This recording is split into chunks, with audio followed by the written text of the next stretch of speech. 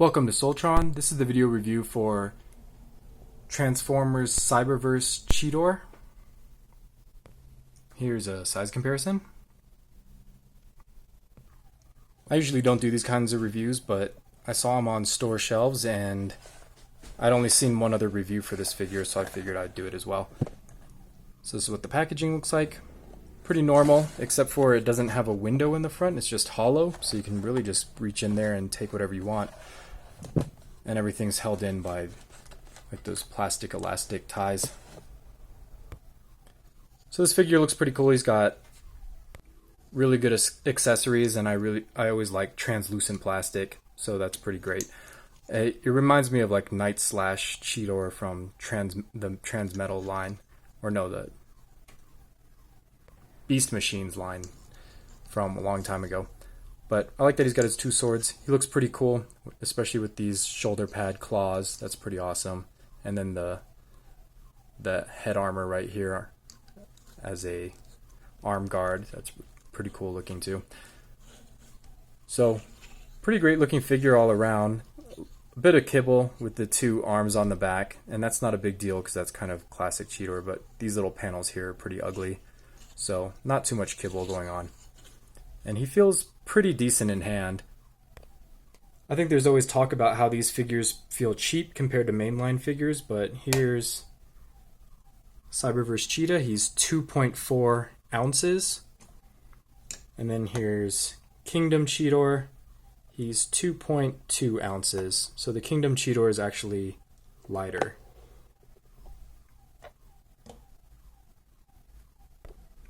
That said, I do prefer how Kingdom Cheetor feels in hand. His plastic does feel a little more dense, even though it's clearly not.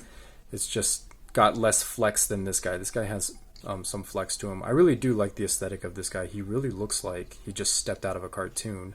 He's got he almost looks cell shaded the way he's colored. So really great great job on the design team for this. He looks very animated.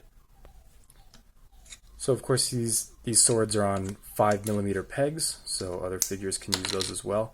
The head armor that just came off just tabs into his forearm with this little tab. So it just tabs into this slot right here behind the wrist. And then these also tab into these slots up here. And one pretty huge, obvious missed opportunity is there's a slot here that's a lot like these shoulder slots. Why don't these tab into the forearms? They're just too loose. Like, why would you not make these slots the same size? That's kind of obvious that he should be able to use the claws in this mode too, but he can't. That's not compatible, so huge missed opportunity there. But his articulation is pretty good, so he's got a ball joint neck, he's got ball joints on the shoulders, and then swivel mushroom peg biceps, and then swivel on the elbows, and they actually even put a metal pin in, which is nice. And then they did something I've never seen on a Transformers figure before. He does have the fists that have to fold in to his forearm, but they put him on ball joints so his wrist can swivel too. So his wrist does pivot back into his forearm, and it still has swivel. So it's incredible to me that they've never used this before. And then he does have waist articulation. He does have thigh swivel, outward on the hip. His full outward kick. Oh, maybe not. Okay, less than full outward kick. And then full forward. And then pretty much full 90 degrees backwards too. And then you can get 90 degrees at the knee.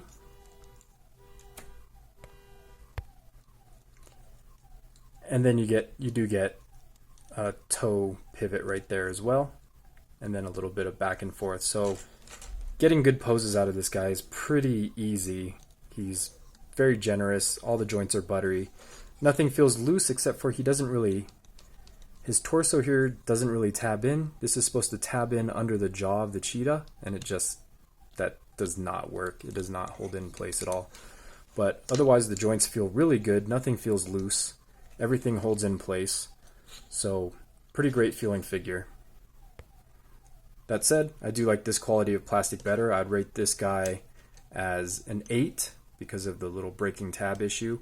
And this guy, I would say, well, I would say this guy's an 8. Okay, this guy was probably more of a 9. He feels really good. So this guy, still pretty good plastic, and the more I handle him, the more I like it. But transformation is pretty simple. You're just going to pull this cheetah head out, and you can see it's got 3 joints for the neck, and that's going to slide over the robot head there, and that's pretty much done. And then you're going to fold in those fists, and then you have to pull out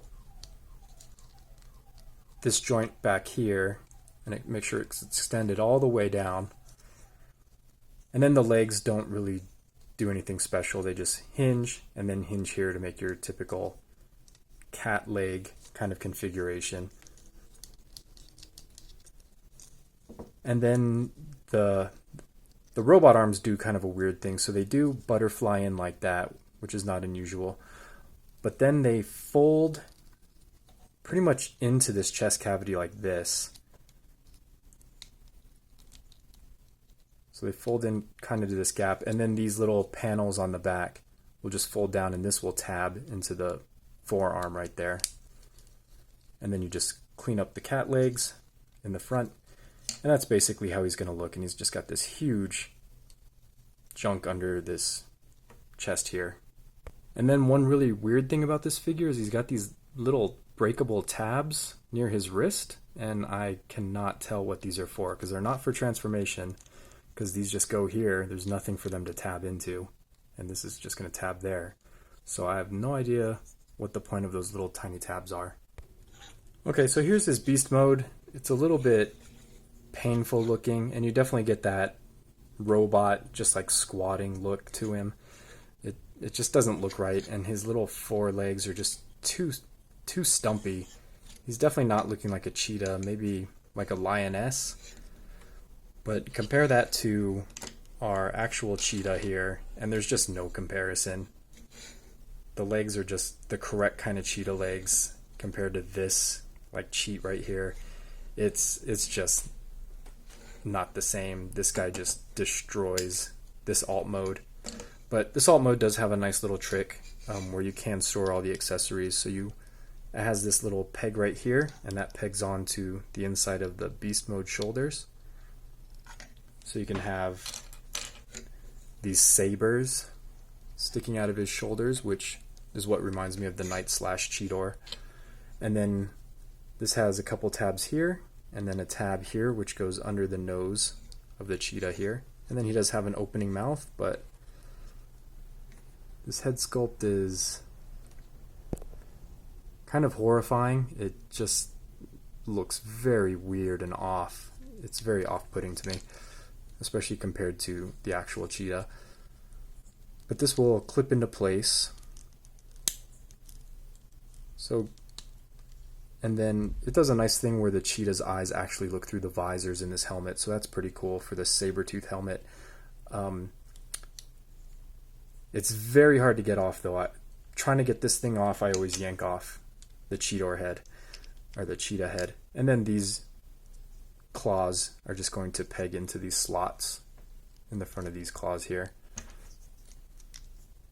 And then you have an armored up cheetah, saber-tooth kind of looking thing with like these weird wings. Yeah, he's interesting.